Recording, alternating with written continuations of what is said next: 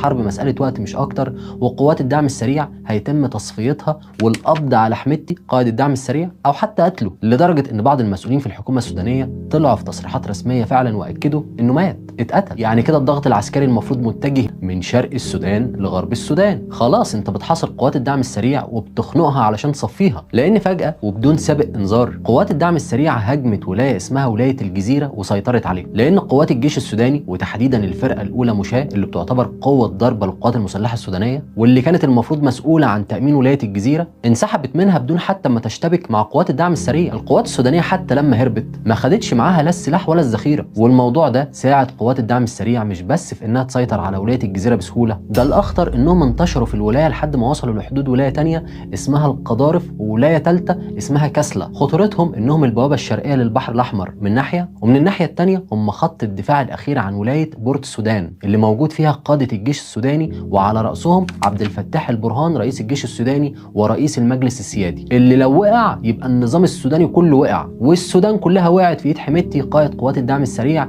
المدعوم من الامارات. بالبلدي كده تبقى الامارات سيطرت على السودان. طيب هو مين اللي قال ان حميدتي مدعوم من الامارات؟ اول حاجه احنا بنشكر شكر كثير لا حدود له لدوله الامارات العربيه المتحده، وخاصه للشيخ محمد بن زايد